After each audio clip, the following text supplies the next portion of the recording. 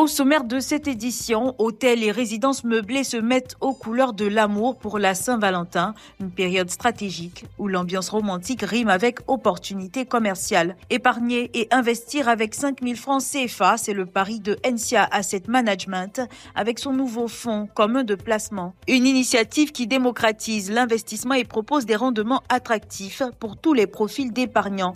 Et à San Pedro, la cérémonie de présentation des vœux au maire Nakarija Cissé a été marquée par des hommages aux réussites municipales de 2024. Bienvenue dans le 7 minutes. Chaque année, la Saint-Valentin représente une opportunité en or pour les acteurs du secteur hôtelier. Entre décors romantiques et offres spéciales, les hôtels et résidences meublées se préparent à accueillir les amoureux en quête de moments privilégiés. À Cocody, nous avons visité un hôtel 3 étoiles où l'ambiance a été soigneusement pensée pour séduire les couples. Pétales de roses disposés au sol, lits décorés, éclairage tamisé, tout est mis en place pour offrir une expérience inoubliable. On attend une centaine de personnes, plus centaine de personnes. Voilà.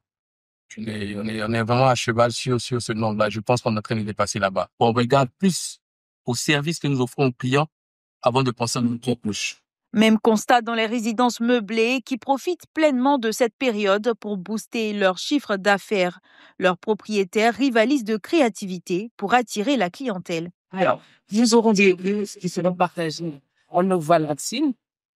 Nous aurons des pétales de rose autour de la piscine, ainsi que des bougies, des cours très romantiques. Voici notre chambre que nous sommes en train de préparer justement pour la Saint-Valentin.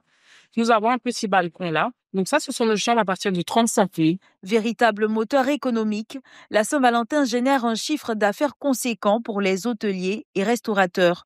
Entre hausse des réservations et augmentation des prix, cette fête de l'amour se transforme en véritable opportunité commerciale avec des gains pouvant dépasser ceux des périodes festives classiques. Investir sans disposer d'un capital important, c'est désormais possible. NCA Asset Management a lancé un nouveau fonds commun de placement visant à rendre l'épargne et l'investissement accessibles à tous. Présenté lors d'une conférence de presse à Abidjan, ce produit s'adresse aussi bien aux investisseurs prudents qu'aux plus audacieux, avec un ticket d'entrée fixé à seulement 5 000 francs CFA. Pour répondre aux besoins d'un public diversifié, la société de gestion agréée depuis 2017 propose également un fonds conforme aux principes de la finance islamique. Le but pour nous, c'était vraiment de passer par des exemples concrets pour que vous puissiez bien percevoir le message et savoir qu'il est possible d'amasser beaucoup d'argent en investissant sur le long terme et en investissant des sommes modestes. Avec des rendements allant de 3% pour le fonds obligataire à 24,03% pour le fonds action, ce produit se positionne comme une alternative intéressante pour optimiser son épargne. C'est notre mission que nous sommes assignés au niveau d'NCA Asset Management, qui est d'apporter l'information à tous pour que tous puissent en bénéficier. Donc, comment on compte le faire? Nous comptons communiquer de plus en plus sur l'épargne, sur les différentes opportunités, les différents fonds qui existent, les différents produits qui existent, et comment ils sont adaptés à chaque profil de personnes, pour que chacun puisse s'y retrouver et puisse passer son argent de façon sécurisée dans un véhicule qui permettra de mieux rentabiliser son argent pour chacun des niveaux de risque qu'il est prêt à supporter. Autre innovation majeure, une application mobile permettant de souscrire, suivre ses placements et effectuer des retraits en toute simplicité. Une avancée qui s'inscrit dans la volonté de NCA Asset Management d'accompagner chaque investisseur dans ses projets, qu'il s'agisse d'acheter un bien immobilier, financer les études de ses enfants ou préparer son avenir. Les délégués des 14 communes du Haut Conseil des entreprises de transport du district d'Abidjan, Adama Traoré, déjà coordinateur HCET de Cocody, a été officiellement investi ce samedi 8 février lors d'une cérémonie organisée à la salle de conférence du Haut Conseil du patronat du transport. Dans son discours, il a présenté les missions qui lui incombent en tant que coordinateur général et a tenu à rassurer les acteurs du secteur. Notre objectif là, c'est de parler d'une seule voix. Vous savez, la division n'apporte rien.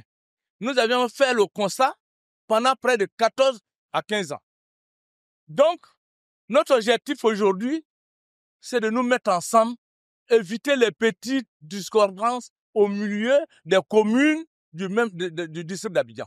Selon lui, cette organisation ne se positionne contre personne, mais vise à accompagner et renforcer les initiatives du HCET pour une meilleure structuration du transport dans le district d'Abidjan. Avec cette nouvelle dynamique, son mandat s'annonce déterminant pour améliorer la collaboration entre les acteurs et renforcer les conditions du secteur du transport urbain.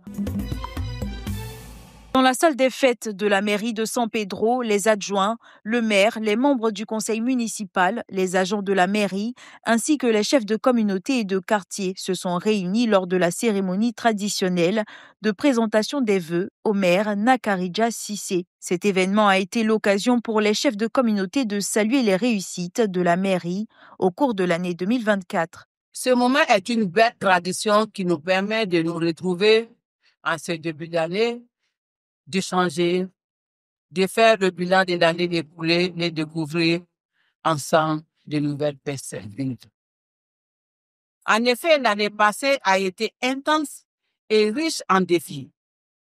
Nous avons dû faire face à de nombreuses responsabilités et grâce à votre professionnalisme, votre engagement et votre esprit d'équipe, nous avons su relever ces défis avec succès.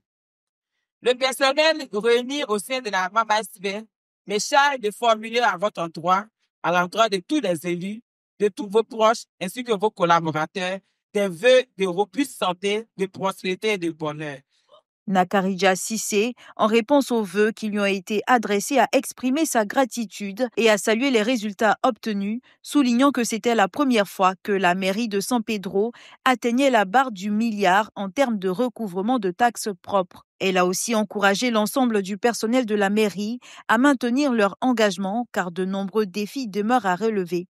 Elle a conclu son discours en félicitant particulièrement le personnel qui a accompagné la mairie de San Pedro dans la réalisation de ses accomplissements.